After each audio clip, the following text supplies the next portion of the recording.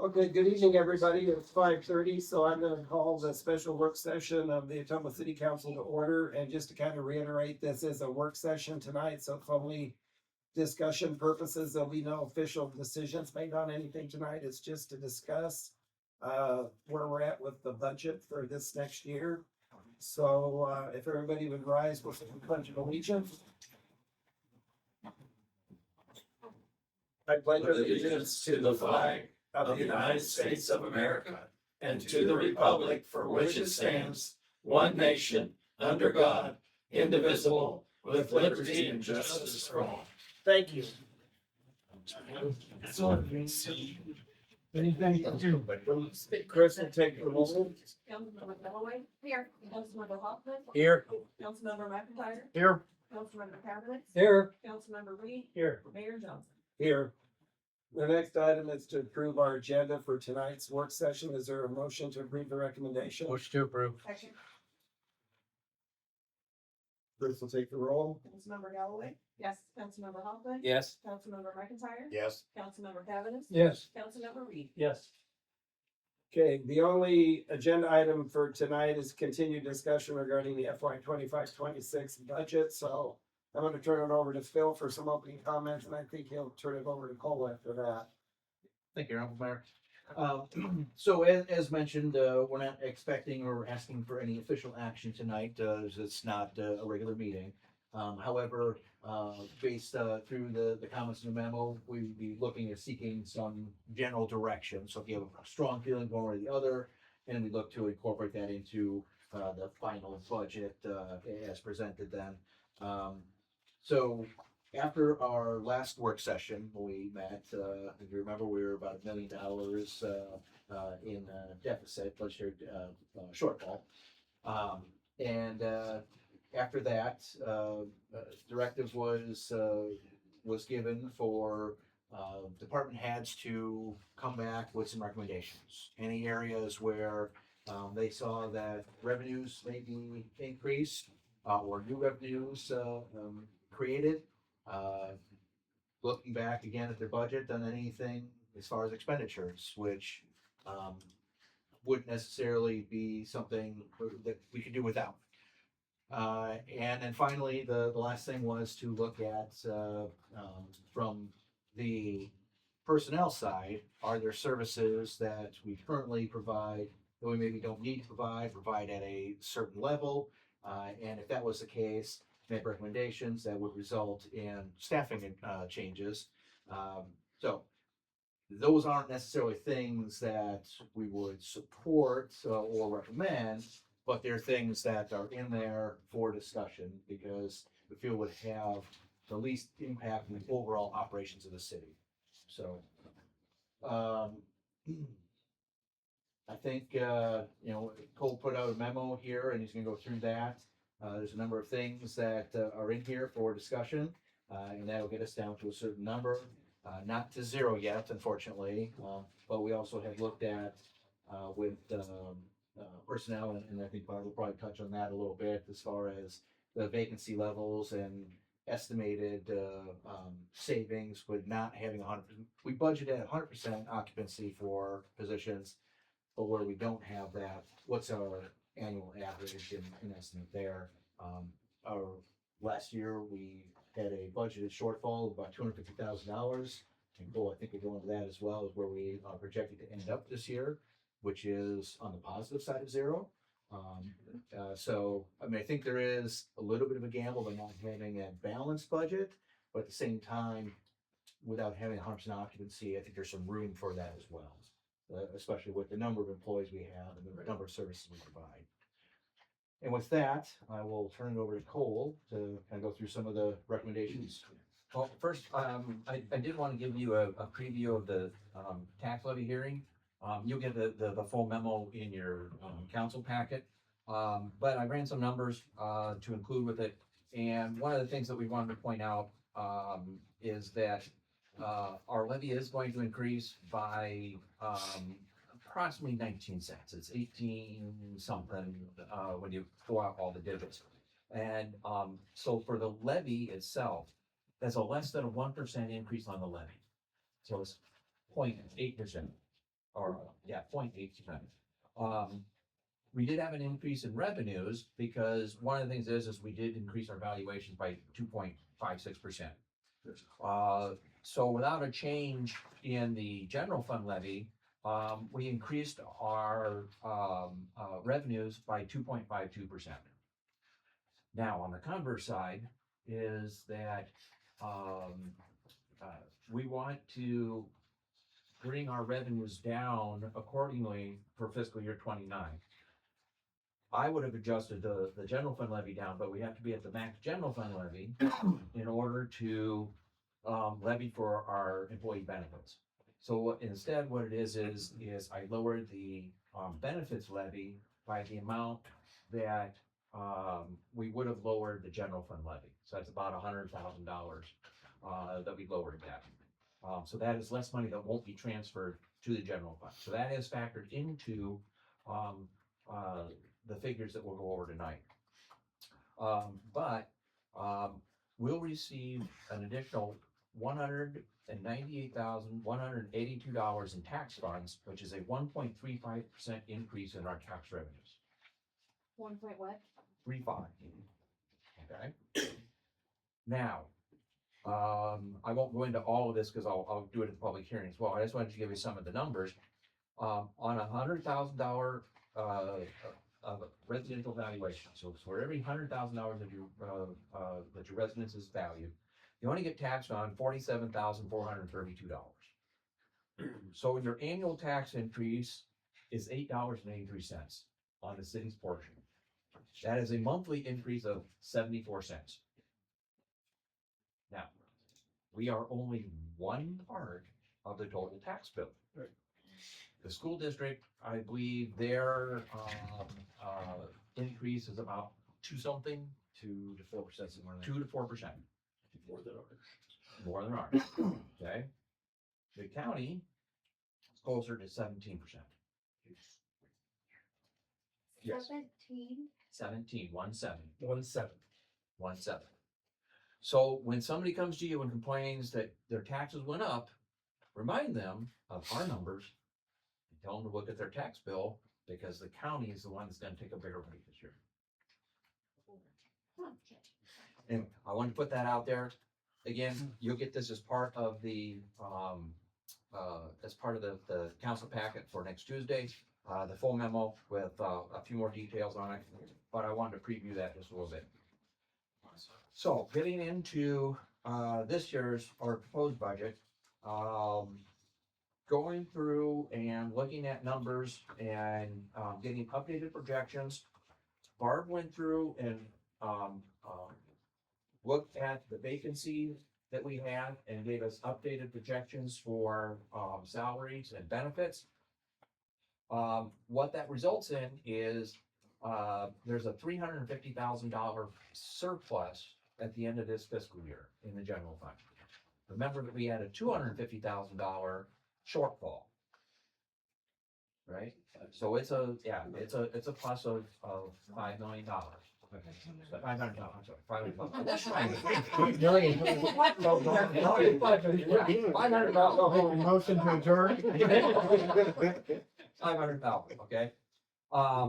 So then also I went through and I did make some of the a few of the changes that were recommended because there were some that we could do right away. That especially like some of the stuff in my department, I made those changes. So when we look at the total shortfall reduction of 556, 156, there's going to be some play in that because some of it's already been made. Because when I looked at the updated shortfall and balances in my worksheet, we're at $931,800. So $931,800. All right. Okay. So let's just say the shortfall reduction is $500,000. Right, because like I said, it made some of the changes. So that puts us at around $431,000. One of the things that you have to look at is that on the revenue side that has been suggested, only two of the suggestions are new fees. One is the soccer field rental, and the other is rental of the clubhouse. The rest include would be fee increases. So, service fees at the police department. Increasing the, violation fines for parking, which haven't been increased in, Like 2003 or 2003. it might be. Yeah. It's So been a while. Right? Like a long time. But then all of the, building and code fees. Fee increases for camping and beach admission. And then, increase in the shelter rentals. If that beach goes up very much, that'll, remember some people that won't come, so. It was suggested at $1 for the daily admission, so additional $1. And then go to $7. Well, currently it's 6. And it's pretty low right now, too, because they're also looking at increasing their like party rentals, right? They're so cheap. We did that about a year and a half ago. No, because I was like, oh, I can rent this. Is that dollar per person, including children? Yeah. Yeah. Yes, but what children under 2 is still free. Yeah, I think we have it at $3. Oh. Yeah. Very reasonable. I understand that too. Like, you kind of go with Dan though. We got some lower income. I mean, I get it, Gene, we need to raise, and I totally agree with Gene. I don't want to get too far out there with beach fees. Oh, Instead of $7. Currently 6. Yeah, I mean, that's pretty That's not. reasonable, even. I just, you'll yeah. be stuck around right there. That was Yeah. my concern.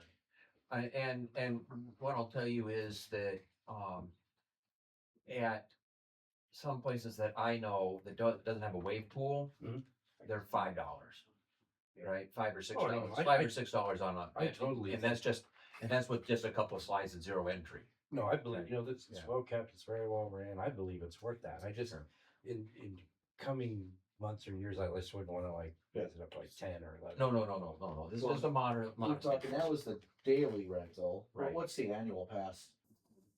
It's either 50 or just like left swim like normal classes, and then it's 90 for the summer pass Yeah. for the summer season. 90 for the summer pass to do everything? Oh, that is pretty cheap. Well, and you're possibly considering like family memberships down the road. We've had a discussion about it. We're gonna try to work on some logistics in class this year and some of the for next year. Yeah, so $1 a day. What kind of revenue do we get from concessions at the beach? Oh, anywhere between $60,000 to $70,000 per year, approximately. Sometimes it's nice. But then you have to figure in food costs, labor costs, and a few other things, so. That's 10% profit. They started increasing considerably when they kept it open later. So people who want to bring their children and have dinner there, that increased the revenue considerably. It's a good idea. So, so one of the other things is, like I said, the building permit fees, there's this, suggestion on those, which, let me get that here real quick. Building permit.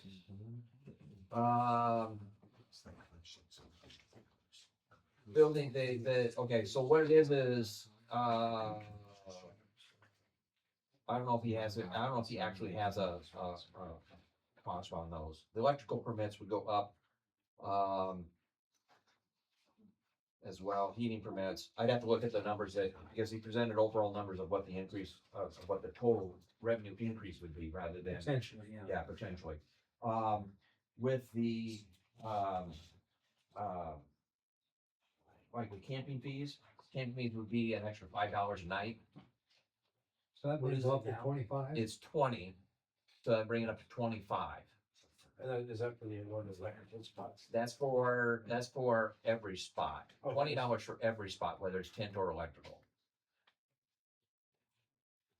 We won't get that implemented this year since we've already opened, unless, council really wants me to do it in the middle of the season. I wouldn't do it in the middle of the season. People are already like, right. I'd rather wait until after the campground closes. So we charge the same for a tent spot and electrical? There's not many to. No, those that are people that live there, so. Yeah, there's a few that will go to a non-electrical site, I don't know why, but they go to a non-electrical site. And they're in campers. For the this is a dumb question. For the people who do stay there long term, is there a different rate for them? Or is it still 25 a night? 25 a night. Or 29 a night. Don't we have a 2 week minimum or maximum? They gotta move or do something? Nope. We only enforce that Nope. rule if they don't follow our rules. I guess that- Generally, if they follow the rules, they can stay there all summer long, and that's greatly enhanced our revenue. Is that how it works, Cole? Yeah, I gotta follow the rules. Gene, I'd like to recommend that you increase those rates effective July 1. Because that's a considerable amount of revenue. And in the summertime this year, time to generate, so. The rest of the council can chime in if they want to, but. I agree with Gene on this one, just because the campsite's already open now. It wouldn't look good if we raised it after people started camping. I agree with Gene. I would wait too. I guess I would agree with Keith here because it is a significant amount of revenue and there's many times where we do raise rates outside of the start of the season too, so. As long as It would we be- post it in advance. Yeah, it can be posted in advance. Do we have pay online or is it all, they all have to go up to the shelter house? They all have to pay at the shelter house. We do accept credit cards, but it's all at the office. Yeah, so it can be posted there. Do we have any summer reservations? It's already reserved. We only do reservations for balloon days. The rest of it is all first come, first served. Better hurry, Cole, your spot might be gone. I don't worry about that, but there's still gonna be plenty of spots. It's just whether or not I get a shady one or a sunny one. Well, we won't chop down any trees for you this time. So that's really the kind of things, if the sentiment of the council is to, for the camping fees, go July 1, we can go July 1. The rest of these would be, we'd look at the ordinances, if they're within an ordinance, if they are, set by resolution, we'd set them by resolution. Nothing can be affected tonight, though. so- No, Right. correct, yes, it's, right. What is the clubhouse rental cost? I know that's a new one for that. $50. $50. $50. We need to raise that a little rate. It's really nice. That's a new one and looking at, some of the shelter rentals, if that should be increased or not, so. Travis and I talked about that a little bit. It's really nice. Perfect. I mean, it's really nice. It's got a kitchen in it, doesn't it? It's got a kitchen, storage table, and chairs stored there, everything. It's nice. Well, my suggestion would be that if we wanted to raise the price, that, Tables and chairs are included. that we would buy some tables and chairs that could be set up, some folding chairs. And there's a folding storage tables. area for it too, correct? You can get them for free at the library. Storage down below. There's a You basement. get them for free at the library, Yeah, you can you just gotta haul them over, You can rent tables and chairs Okay. for free at the library. so they Yeah. get them from the library. It's a challenge of reserving them on a specific date. You don't get it to say, I want to check out this book on Saturday, Right. June 8th. So it's hard to hold the tables and chairs for a certain date if you're planning it far in advance. But yes, in theory, there are tables and chairs to be checked out. They still- My only thing is it's Travis to show me pictures of it and what the amenities it has. That's important. I mean, I don't want to outprice it where, people can't afford it, but $50. How many square foot is it? Anybody? A lot. Well, I will tell you that, 1,800?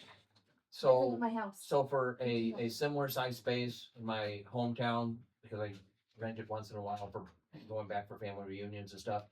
I believe it's $100 for the day. And they have tables and chairs available there with a kitchen and everything else. Yeah, I think the tables and chairs we'd have to add, but then I think that's a fair price. What is it, $100 for the day Well, or an hour? Right now it's 50. My Or plan 50, I'm is sorry, to raise it to 150. I'm gonna put this on the April park board agenda for the whole day. the whole day. $50 deposit. We do have 6 tables and 30 chairs there. Yeah, that would be really, this place is really nice. For a whole day, that's a. The going rate, like at the Legion, it's $150, so. I think I had said that initially based off of prices for the other shelters. And so those are all gonna go to the park board for a review. Great. Yeah. So, by my estimation, like I said, we're closer to a 400,000, well, I shouldn't say that. Well, what we need to do is we also need to talk about, some of the new positions. And also in your packet, when you get to this page here, Barb informed me that this is old. Yeah, that it's older, okay? That was the starting of personnel stuff in November. Yeah. So some of the items on those last 2 pages may be relevant, but some of them may have changed. That was from November. So, there were 3 new positions proposed. An administrative specialist for the fire department, a church specialist for the parks, and a facility manager for city hall and city buildings.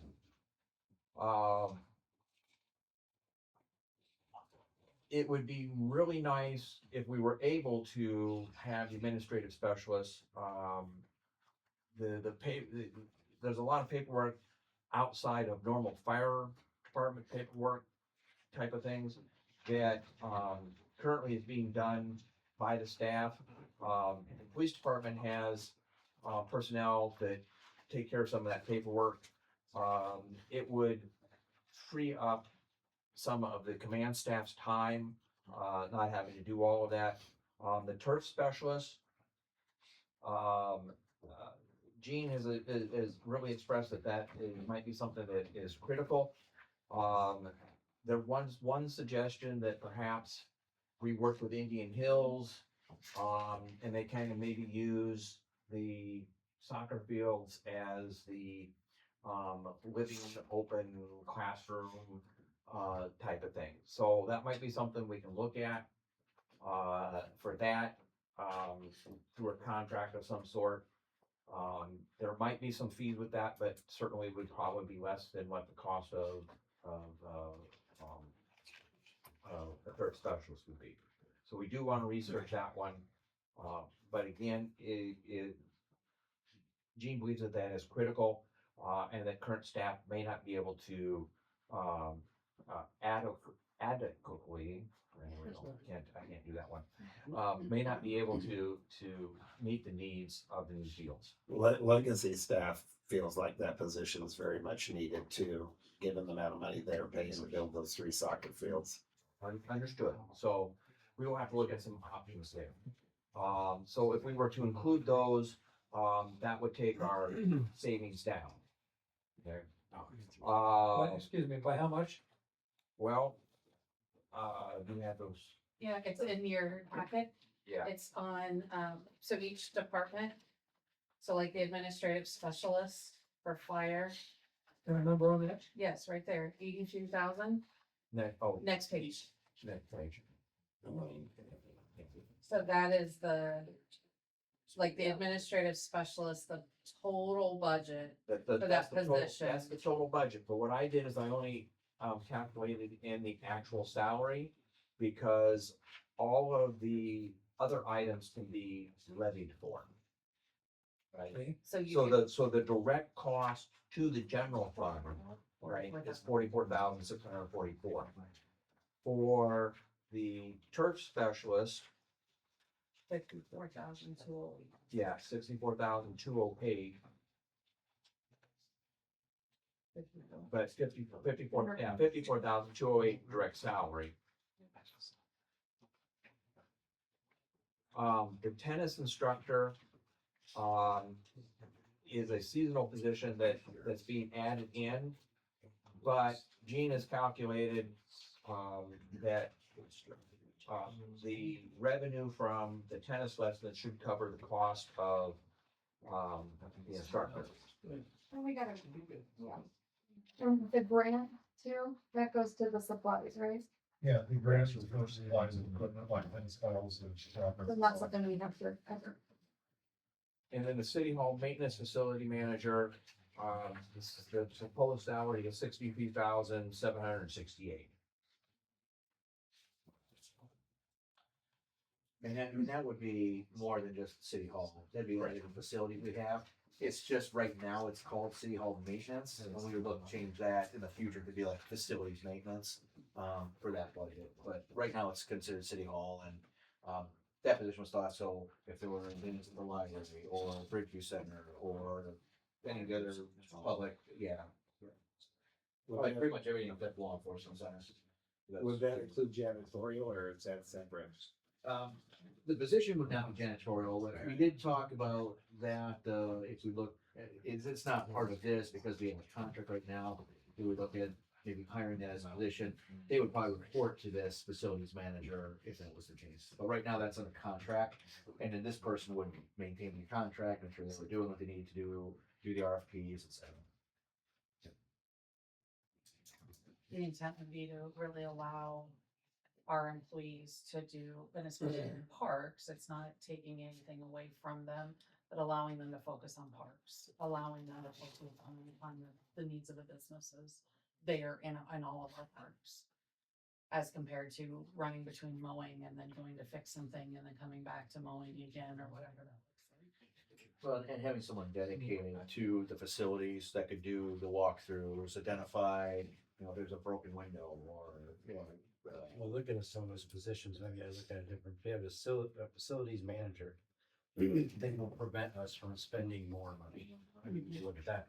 And then if you look at a turf specialist, I mean, nobody here would buy a Mickey Mantle rookie card and then put it in a Ziploc bag to protect it. So, why wouldn't we have the turf specialist? And as far as the fire department specialists, it probably would be good to free up our command staff for training and different things like that. So that money spent, to me, would gain us in the long run. I know I don't really chime in on anything, but is there a reason why we're starting everybody at a step 3 instead of step 1?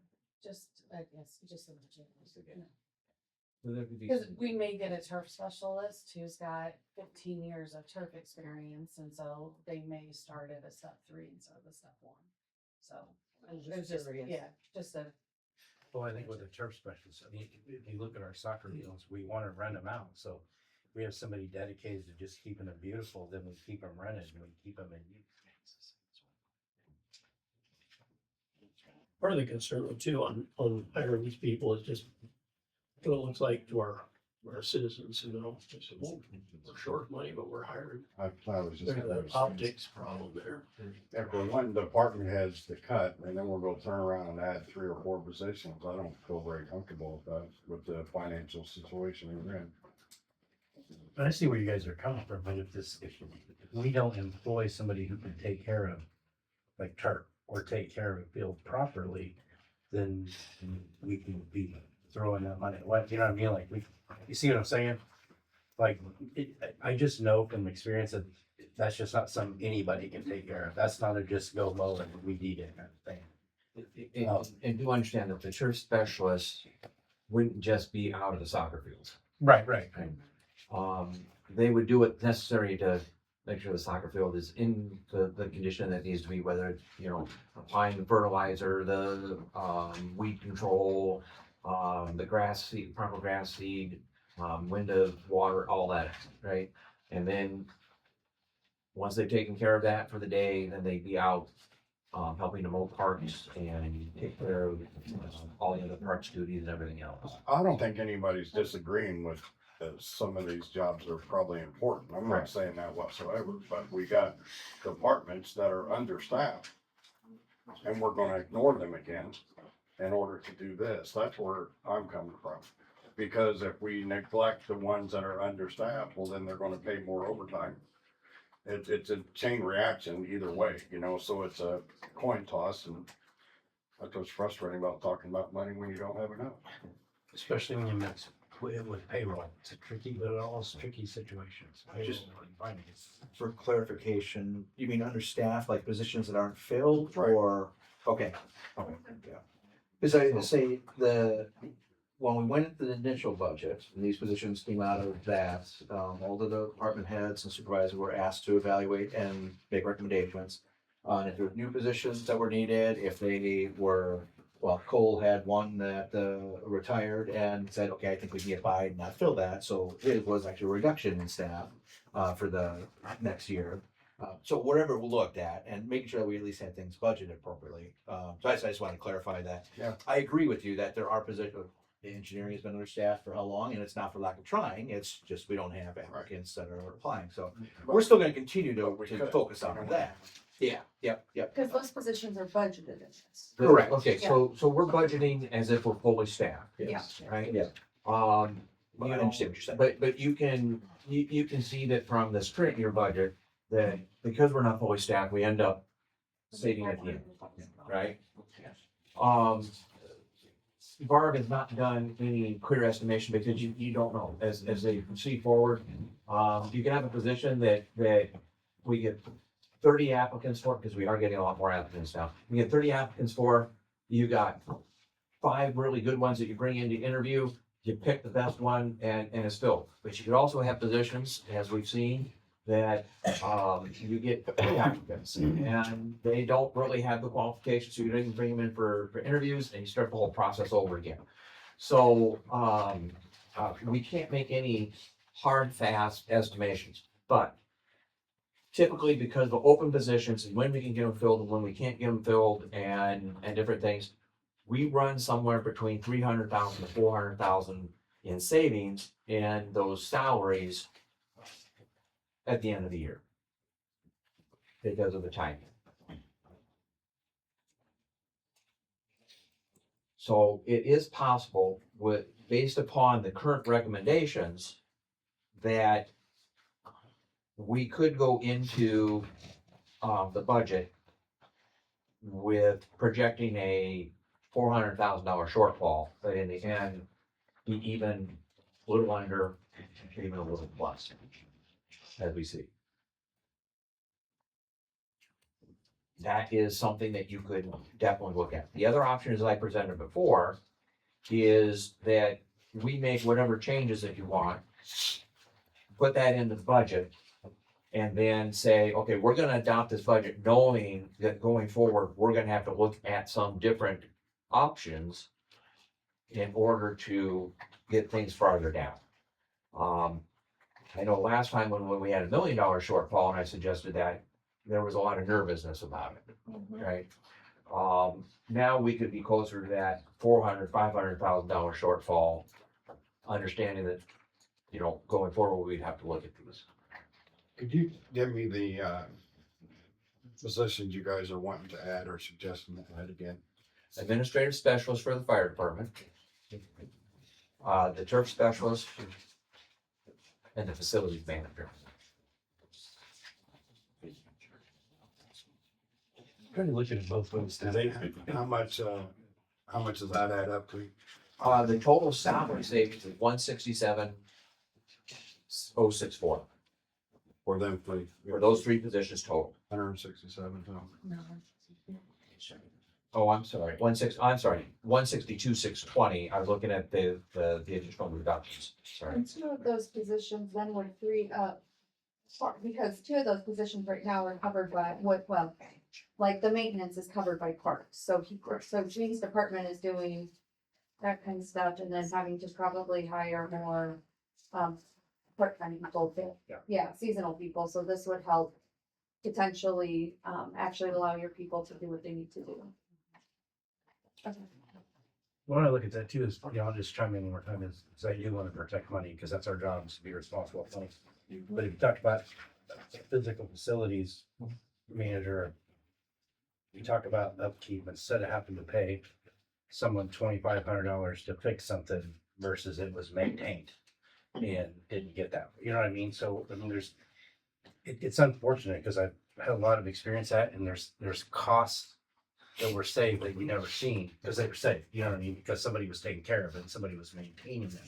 And I just feel like if you had somebody like that in all our buildings, they would maintain more. They would be worth it. I mean, but I understand their point too about the financial stress. So. I understand the turf specialist and the facility manager. I'm not sold out on the chief receptionist yet. Because of the situation we're in, not because of anything else. So we'll let that mull over. I'll give you a few more things to mull over. Okay, so the library, Sonia did submit some of her changes. And it resulted in $28,800 in operational reductions because she is moving permissible items over to the trust funds. But the library already had a operating shortfall of $35,806.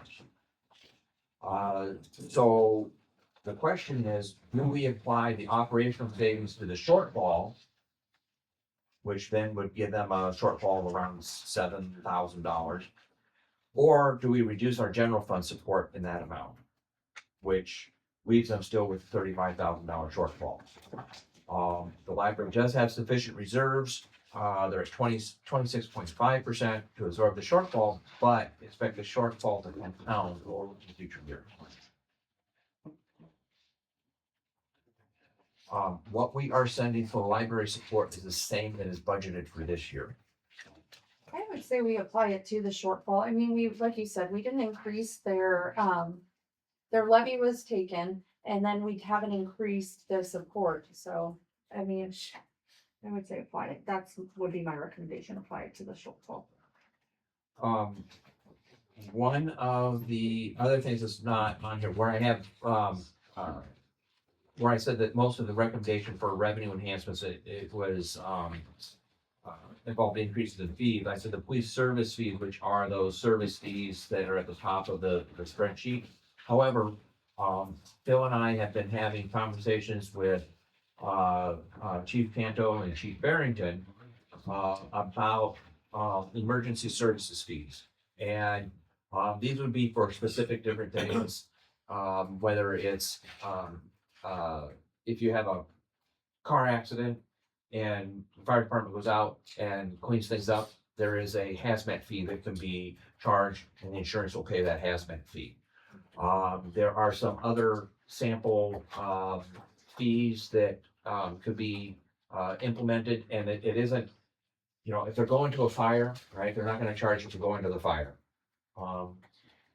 There is the, you know, what it is there are some insurance companies that if you go to the fire, they do have an amount built in there so that the fire department could get this, right? Same with car insurance, crashes. They're just, if you go out, they can charge a service fee for going out. But they're different. And those are things that they could be looked at. We just haven't got fully into them other than going through and seeing what the, what could be implemented.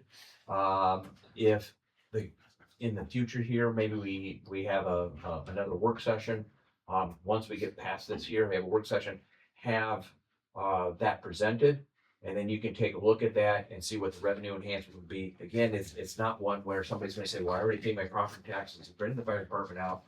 This is specific circumstances whereby somebody is something extraordinary they're using the fire service for.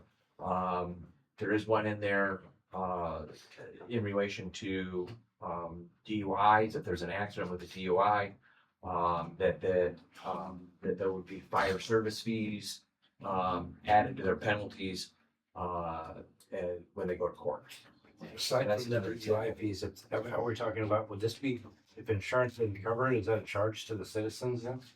Well, so like, okay, so like for the OWI, right? I understand. Oh, yeah, I'm just okay, talking yeah, about okay, it. so like the hazmat fee, Mhm. right? That is something that the insurance company should pay for. I didn't say they didn't. Okay, well, if they didn't, that's a discussion this council will have to have in the future, when we discuss those fully, because there might be an instance, there also might be an instance where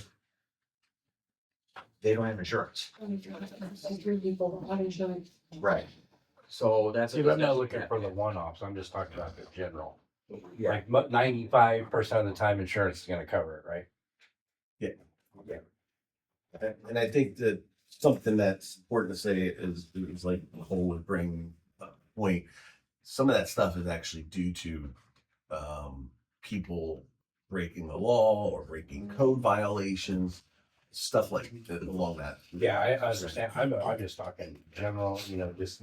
There are places that what it is they will charge $500 to the homeowner. They go out and try to fire they call the pump for structure fire, right? That is not what we're proposing. So like if someone were to have a fire because they were burning when there was a burn ban and almost burned your tree down? That could be something that See, that would be a fine, that would be.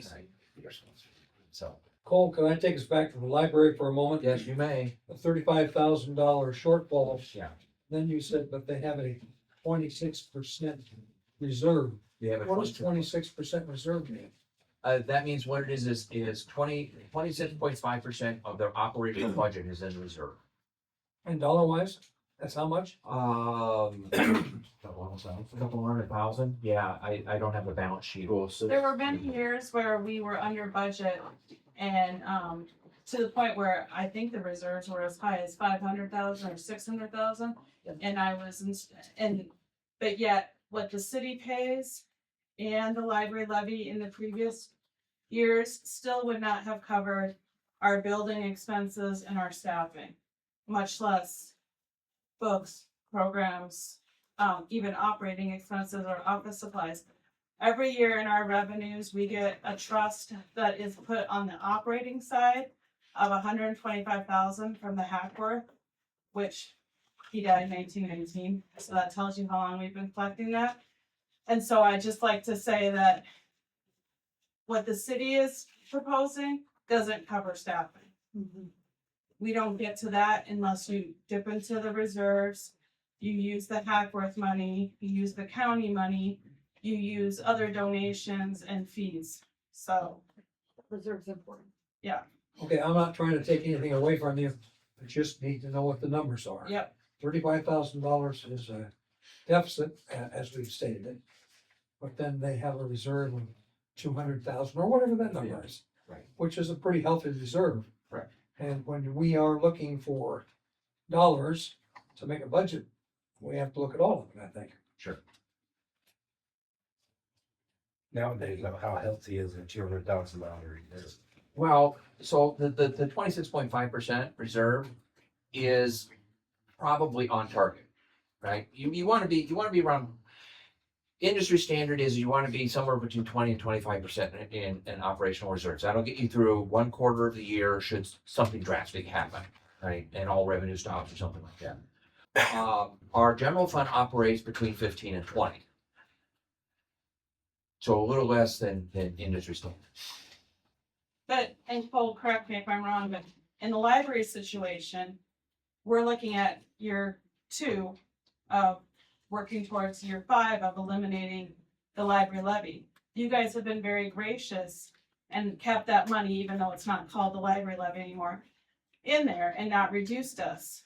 But we have to be thinking ahead now 3 years until that, and I'm not a finance person, so I don't talk in exact numbers, but approximately $183,000 less is gonna be coming into the city from that library levy. And so having that reserve, it ain't gonna last long. That's what I was talking about, is how healthy really is, it's, Right. I mean, at this point, it's healthy, but, going forward, there's gonna have to be, we gotta look at that just as we do in the general fund.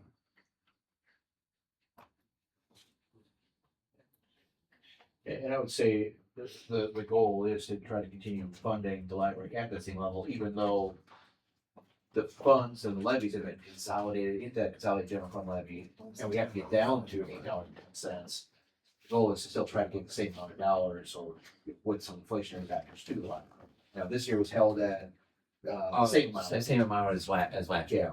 But There was some proposed legislation about bringing, not a levy back for the library, but where's that at? I haven't. I don't know is. I don't think that. I don't either think of it- those even made it. I mean, granted, their tax, so the I thought it was fund kind was of supposed to apply, but I don't think there's been any action. There's two bills and both of them would renew the ability of a city to call for a levy, but you would have to have another election. You have never looked. And I thought that they had kind of stalled, but I was hoping it was wrong. I don't know if they made the funnel.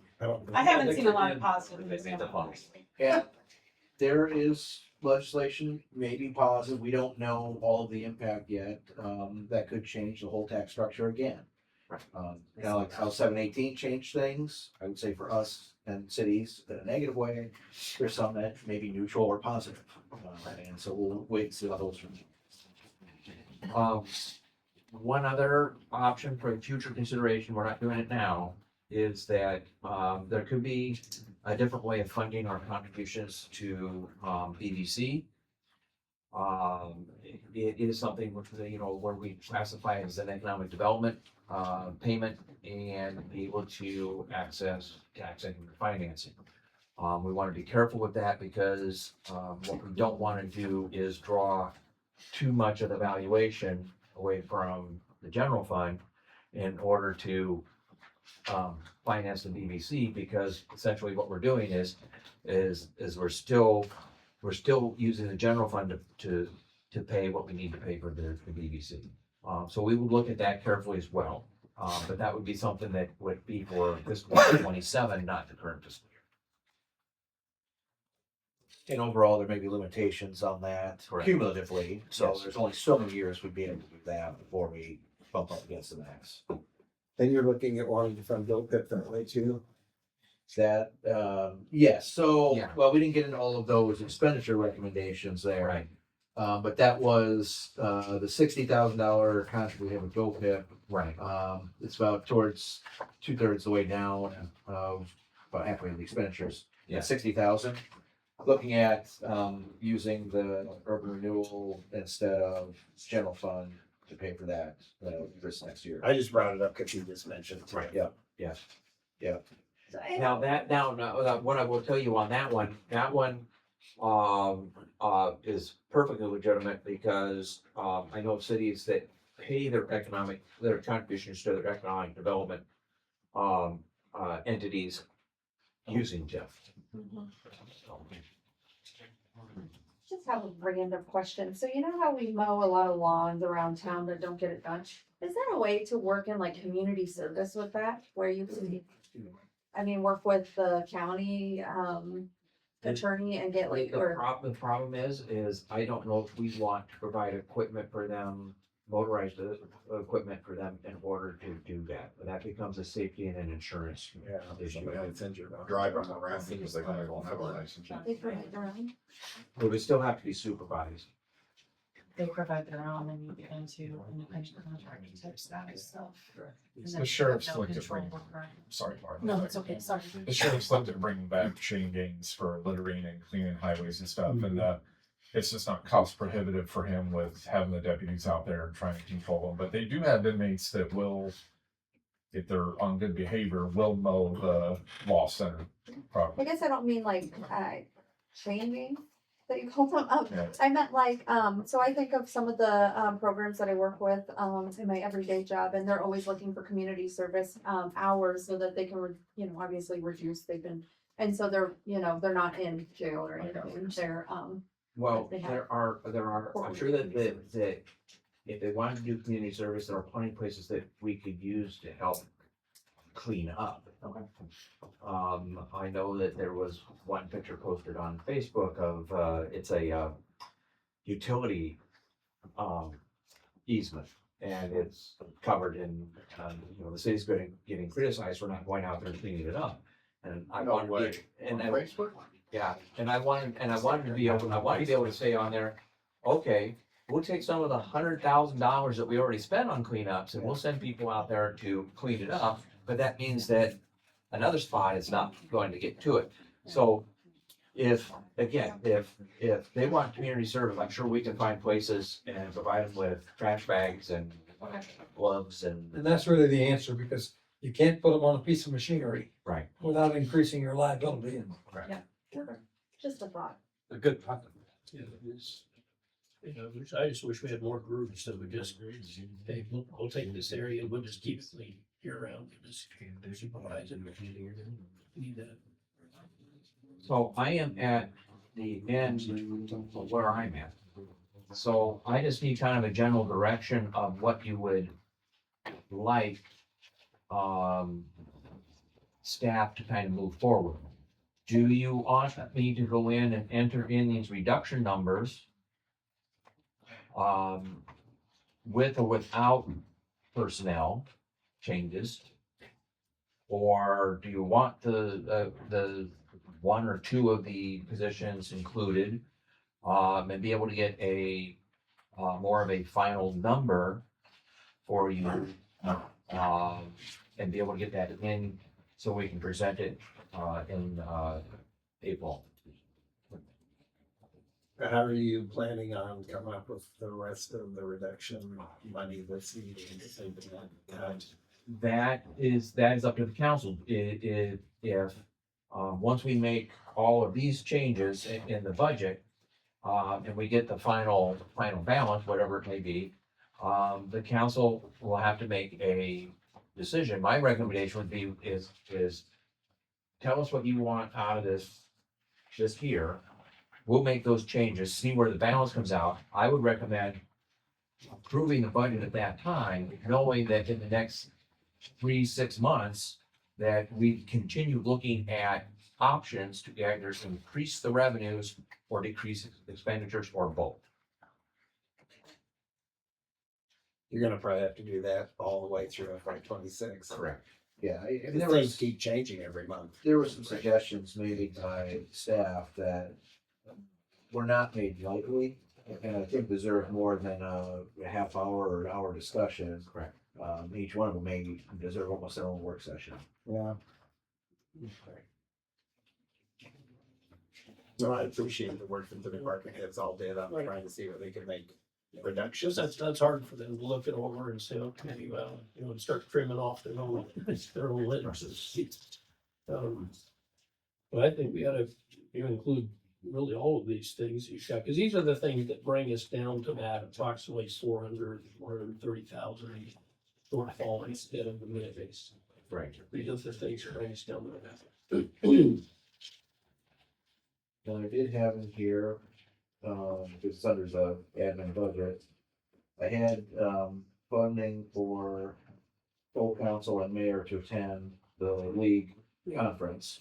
We had almost everybody last year, and the recommendation was to kind of rotate half one year, half the next year, if that's what was wanted, so we'd have maybe 2 council members in the mayor one year, 3 council members the next year. Obviously, that's your decision, but it's allowed. That's all nice to do, you know, to be able to go to, but when you're short money, you gotta find a place to cut back. And so I appreciate the efforts on trimming back some of those trips and things. The other thing I wanted to point out, is I have it in here, when I was hired in my employee contract, had in there that I was to be a member of Rotary. I have it in here to not be, it's estimated $914. That's part of what my contract is, so I need to know either way, how much you wanna do with that. How's it played out? How's it been important to you? I don't know if it's me as much as being a Title. face there. More than or- title, yeah. Yeah, that the city play, like I said, I didn't recommend, like, I wasn't in Rotary anywhere else before. I didn't come in and say, well, as part of my contract, I need to be in Rotary. That was something that I was told I was going to be in, so. Well, I Do you don't attend mean the to interrupt, meetings? but, I am a member of Kiwanis and it was, I don't have a contract, but, I've always paid my own, but it, sometimes the rates have went up, so I think it's like, I think ours is like $600 a year. And, I paid that out of my, own pocket, but I would get irritated because, you know, the other members are private individuals whose employers are paying. And so finally I was like, I can't afford this anymore if it keeps going up. And the reason I joined it was because I was the face of the library there, because they do a fundraiser that comes back to benefit the library. In reality, the last couple of years, it's been about $450 to $500. So it's like I'm making a contribution to the library. In addition to getting the feel goods of serving the community and all that. But it is something that a lot of us do service projects in the community that come out of our own pockets to benefit our professional standings. The one thing is if it's supposed to be where it's the face of the city, whatever, they're always looking for programs. If they want Phil or I or Barb or one of the chiefs or Gene or whoever, right, to come in and do a program, right, all they gotta do is ask. They're always looking for programs. I've always, in the past, gone to service clubs and presented the budget, right? So that they can take a look at it, they know where things are coming from. You know, any of the topics that come up when we were doing the local option sales tax vote. I went to Lions. I think I one, yeah, and then he did the other two. So, I mean, there's always that ability to do that type of thing, so. You attend the meetings? Most of them. Yeah. But like when you were saying, I wish more service groups would step up to adopt the part, it's all cyclical. You know, the more of us that spend our days not being able to go do those service projects, the more they have less membership, the less they can commit to adopting, you know, it's all cyclical. Oh, it's just like our budget, it's all the Yeah. same reaction, you know, My but. only concern with Rotary is I know we've been debating $900 for like 15 minutes now, but is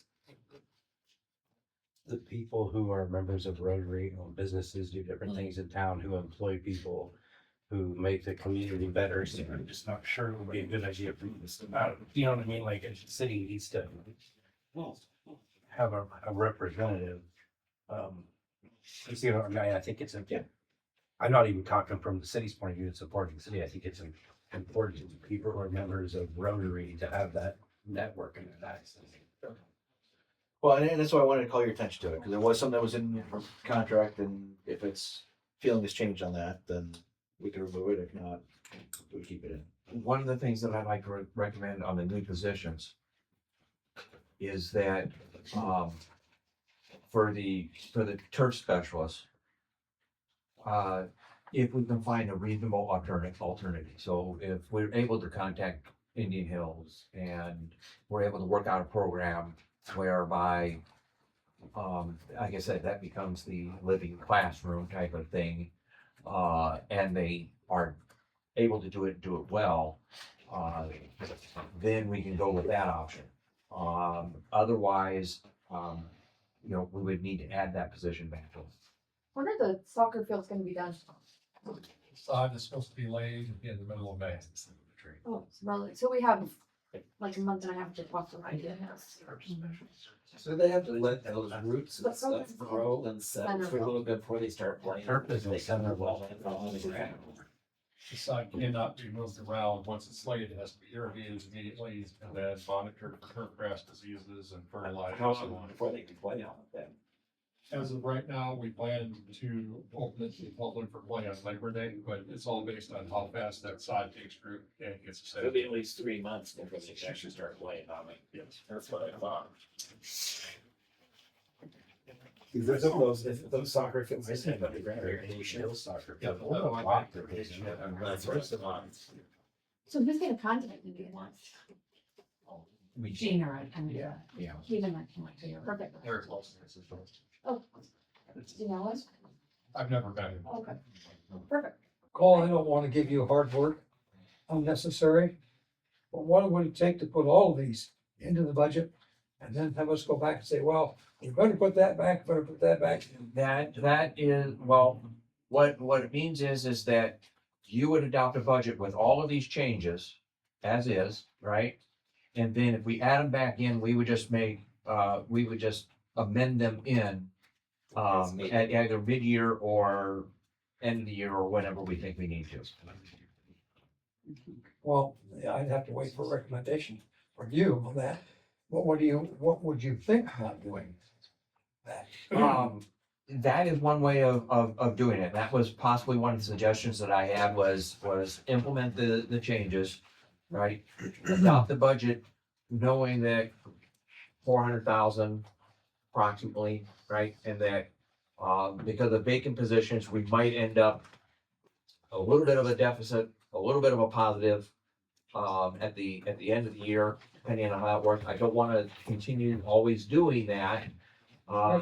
But we can always look at that and, move forward. Well, as long as the council understands that it would be a crapshoot if we did that. I mean, literally. Right. We'd have to go back in and adjust things, amending things to bring things back into workable Right. solutions. But on the other hand, I look at this and say, I don't know how that would affect, if we put everything back in, I don't know how that would affect our budget. Well, I think what it is I think that a lot of the reductions, outside of the new positions, right, are things that are workable. I think that what really comes down to is that $162,000 in salaries, new salaries, right? If we're able to put them back in, we can put them back in. If not, right? But again, I'm going to recommend that if we take this out, right, take the turf specialist out, that we find a viable alternative, or we immediately put it back in. It has to be in right now, though, because we don't have a viable alternative. Well, then I will. I mean, include that. until you talk to. Yeah. Right, so I can include the turf specialist and not as a reduction. But if we find a viable alternative, then we can always, remove it. Okay, so then what about the next position? So, Position, I didn't hear you. What do we have? We have the turf. the turf, the administrative, Department. and. Well, facilities and assistant maintenance, and and what do we facility. think about that? Well, which position were you talking about? I didn't hear you. That was turf, now facilities and maintenance. Facilities. So let me just, while you're thinking about that, just state that any of these changes don't impact the tax levy that's proposed Right. or what we're doing with that. Right.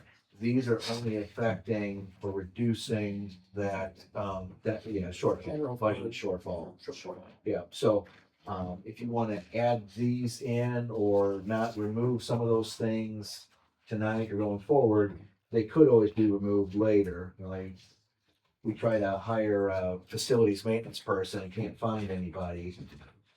We're not paying anything until it's done anyway, and so there's something that's not necessarily lost unless we go forward with hiring the position, fill it, and now you're paying for that position as long as you have it.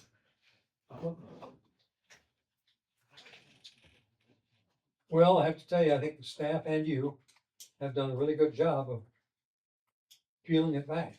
Well, I do want to thank, department heads and department managers. They sat down, they looked good and hard at it.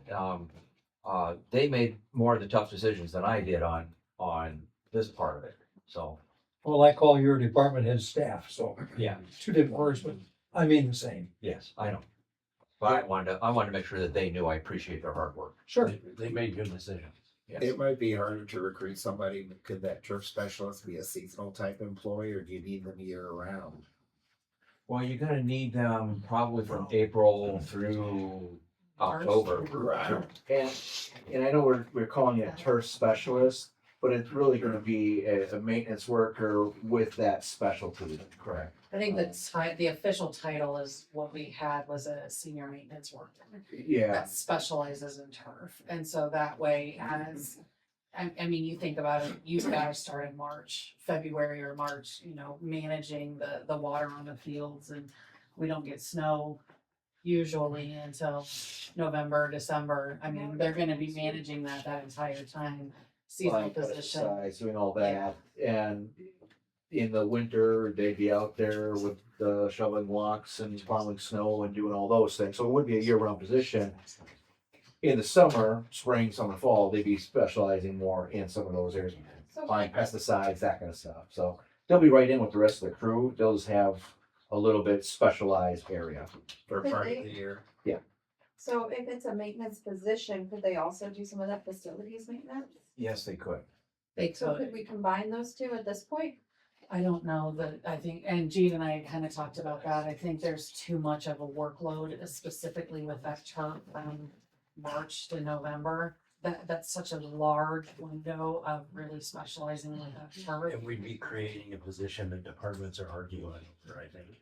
Those two Right, positions, right. probably not, but there may be some opportunity in other areas. One of the things we talked about was looking at it that, because we know we've got some employees that may be current employees that may be interested in it. And so is it? The church position? No, The the building.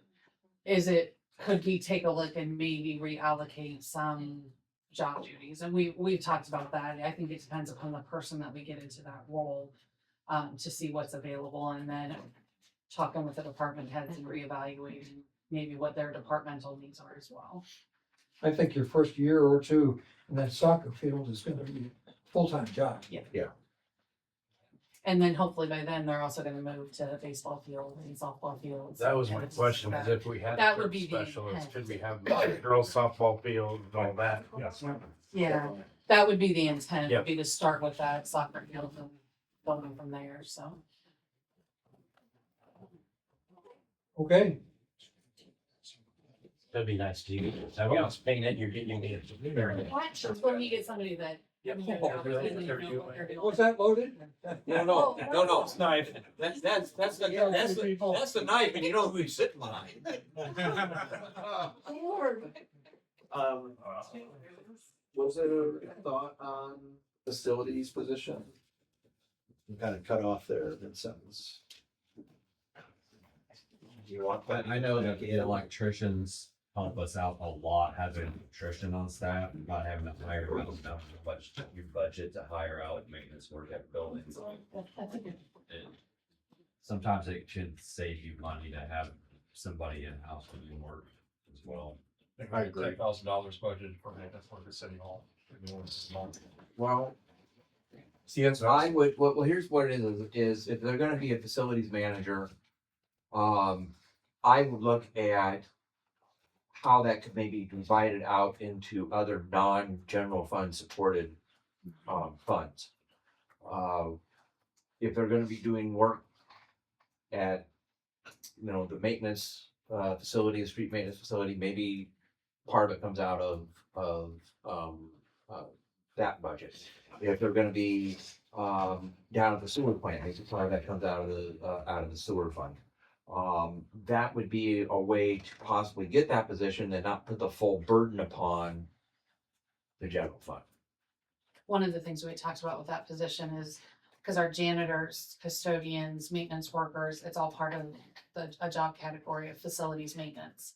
And so the thought was, when we did our compensation study, was that maintenance manager, those positions would all report out to that. So to Cole's point, we have a janitor down at Public Works, they could work with Philip and Robin down at the garage of, you know, maybe there's a big maintenance thing that needs to happen at the garage, and they can pull in another maintenance worker in to help the janitor or somebody that's there at Public Works. So it's more about being able to reallocate resources as well. We need one, it's just a matter of how we're gonna do it. We all know what happens to buildings when you don't have a maintenance person out there. You don't. So let us do this. We'll keep the turf specialist in there for now. If we can come up with a viable alternative, then we can pull it out. What we'll do is go back and, what I would say is pull the facility manager out, but work with Barb and Jean and the other department heads on how we can finance it, and then see what that impact is, and we can add it back in later. If desired. And then I would ask the question on the administrative specialist for the fire department, knowing what work the department is doing currently and what we need to do to get updated with training records and certifications and just all of the paperwork and things that they all go through. We would need direction to on that position. It's every other department, I mean, the police department has an administrative specialist, we have engineering, you know, we've got two clerks in building and code, we've got the city clerk, the secretary, the administrative assistant for the city clerk. There's a lot of departments that have that, and our fire department does not have administrative support at this point. So I would just, and I mean, chief can add to that, but there's a lot that they've got command staff doing that could be taken over to allow them to do other things. And we've already looked at how, like, at the positions we have and how, like, could we share one or, you know, Yeah. something like that. We've already evaluated that. Yeah. Is it possible to make them say a 30 or 32 hour position? You're still gonna get benefits. Yeah. Well, I understand it, but I Yeah. think, That would be, I would But- defer to chief but on the, that. but the benefits, again, is not the Right. thing that's directly costing the general fund, it's the salary. Right. I would defer to chief on that based on the workload they've got. You know, I would say that to understand, is the administrative specialist to me, it's not a receptionist. It's somebody that's doing a lot of the daily activities as far as coding, purchasing, making sure that our reports are done, training records are done.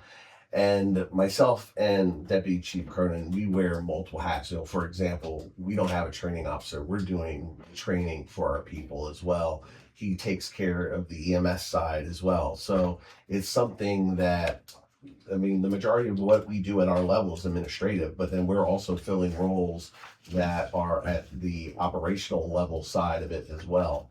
And so something won't get done because there's just so much that's actually occurring at the fire departments. Are you falling behind on the record? You say you've been dealing with that stuff. Are you behind? We have, like, for example, our internal record system is very old. We have file cabinets that have records from the 90s, the 80s. So there wasn't a lot of what I would think would be the industry standard of record keeping and how we're doing things. So a lot of that is changing for us organizationally as well. But then again, like I said, on that operational side is for us to be doing the training, for us to be helping. That day-to-day stuff is very overwhelming. It doesn't allow us to concentrate on the things we need to be concentrating on.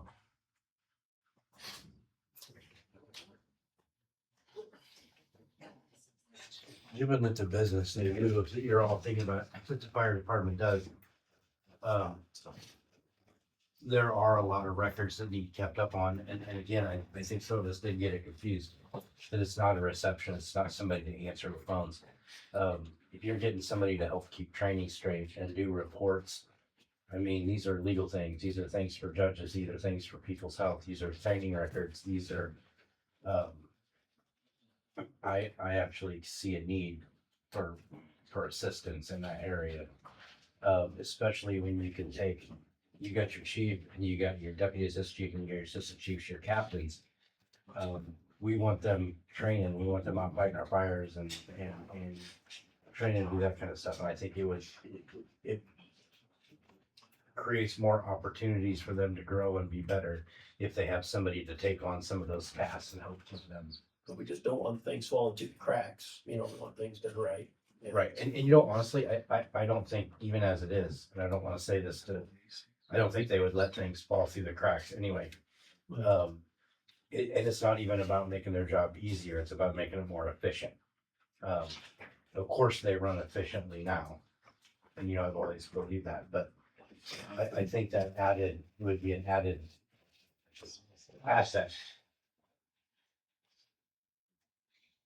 Well, okay, so what I'll do is I will leave that position in, but I think that between Barb and Chief Campbell, that we look at, does it need to be 40 hours? Can it be a permanent part-time position? Possibly moving to 40 hours later on. That way we can save maybe a little bit on the salary.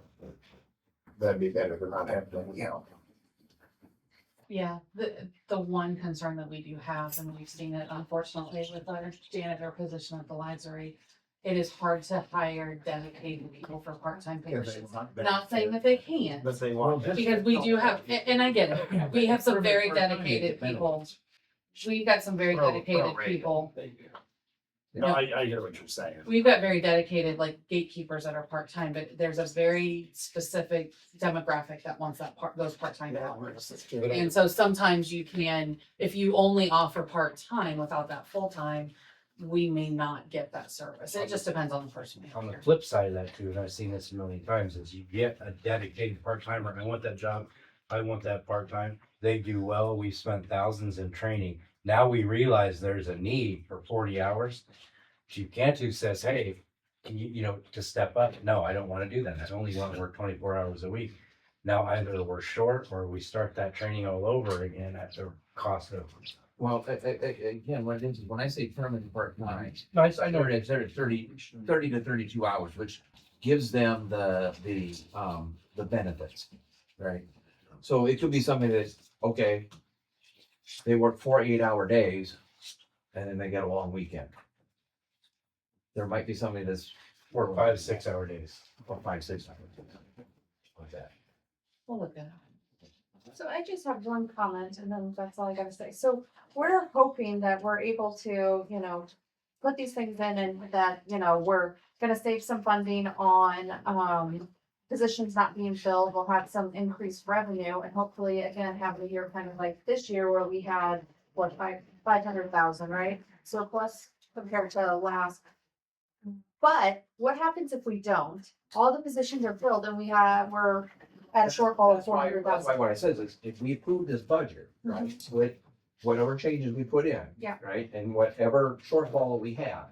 Yep. That for the next 3 to 6 months, we continue to look at alternatives.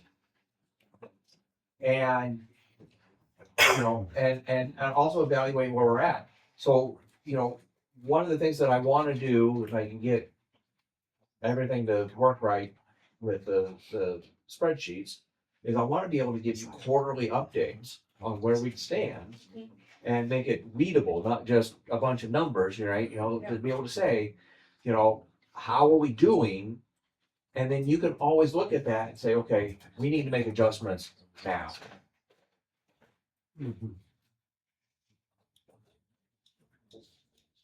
Is our new system working well enough to, that's doable? Well, what I will tell you is that, because it says that you can use, use Excel spreadsheets and download stuff directly from the program.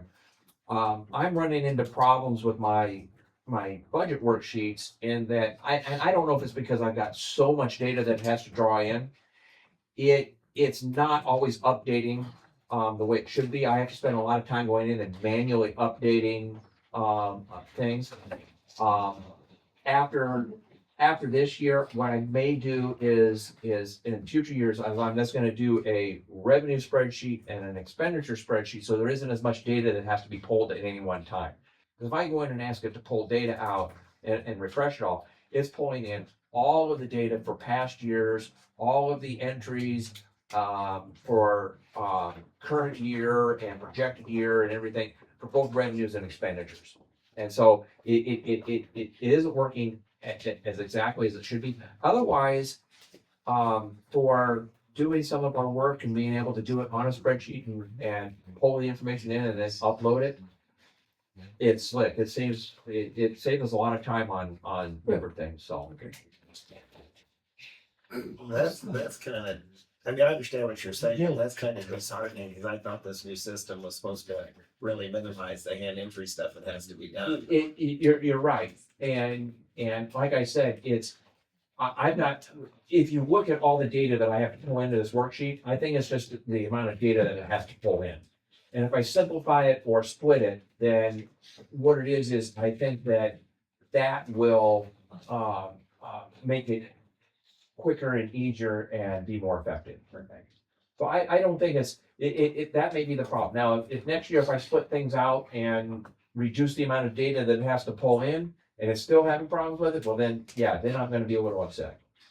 Is it a matter of that, since it's still new and you imported so much data at one time instead of the daily No, additions? no, Okay. that isn't it. It's just a matter of, because you know, Councilman Lee has the spreadsheet in front of him. What it is you don't see that there are 5 columns that are hidden. Right? So there's hidden columns in there. So like I said, what it is every time I ask for data, it's updating every column in there. And so it's pulling in so much data. So you can't, the system won't let you set prompts to put parameters over what time frame you want to pull the information from? Well, I can go in and I can ask it to update all the data. And when I do that, it updates all the data that has to be updated. So I think what it is I just have to simplify the worksheet just a little bit so that it isn't pulling all of that information every time. So if he creates the report, takes the data in, so if he simplifies the report, it won't be pulling in as much stuff and should hopefully run a little. It's just learning how to use the It's, system. yeah, it's really, that's what, like, It's it's just learning how to use But I it. guess the other follow-up question I'd have to that is, do you need to have that company come back and say, hey, these are issues we're still having, is there something we're not doing right? Like, do we need to reprogram the system or something? I guess No, is no, what I no, was no, no, no, asking. that isn't the problem. And trust me, as we have been working with the system, when we have had questions like setting up the worksheet to begin with, I was having problems getting whatever data I needed in there. I put in a help ticket that very same day. They called and says, hey, you just gotta do this, and you gotta do this, and you gotta do this. So it isn't a matter of doing reprogramming or anything like that. I think it's just, like Barb said, it's getting used to using the system and being able to use it in such a way that we're not overloading, say, my worksheet. I was just asking the question because I know the other stuff, the city clerk's office was gonna do, that system didn't end up working like. No, labor efficiency is a whole different cat. But I mean, it's still Yeah. that thing where you thought you were getting something and it didn't do what it No, was supposed to do. trust me, in all the other areas, I would say it's delivering on 95% of what was promised. Okay. It'll be outdated next year anyway. No. We get updates for life. Yeah. We get updates for life. It's a much better system to look Yeah. at. Oh, yeah. This is like going from a tricycle to a Ferrari. Yeah. That's hard. It's all Ferrari. It's a huge replacement. So do you have enough direction from the council? Yeah. Do you have one? We'll do it, and then also what it is at Tuesday's meeting, we'll kind of give you updates on where we're at. Great, some of those, thank you. It'll be 2 meetings. 5:30 and 6. Yes. No, so next week, 5:30 is the public hearing on the tax levy. And it has to be scheduled 30 minutes before the start of the regular meeting. So if we get done at 5:40, we have to sit for 20 minutes. Perfect. If we get done at 6:20, we can lower it into that one. Well, now you jinxed us, thank you. Would you like the bar open at 5:40? Yes. Yeah, No. Probably not. No. Okay. Would we like to? Sorry, no. Maybe, yeah, would we like to? Yes, should we? No. That's better than opening up a public. I know, that's what I mean, and so it says, would we like to? Yes, should we? No. All right, that'd be kind of fun. Yes, council, if any other questions on what happened, What's for that? is for a motion for adjournment. No. No. Okay, I'd entertain a motion to adjourn the work session. To adjourn. Second. I second. Councilmember Councilmember Galloway? Yes. Councilmember Hoffman? Yes. Councilmember McIntyre? Yes. Councilmember Cavanagh? Yes. Councilmember Reed? Yes. We are adjourned. Thank you, everybody, for coming to the work session.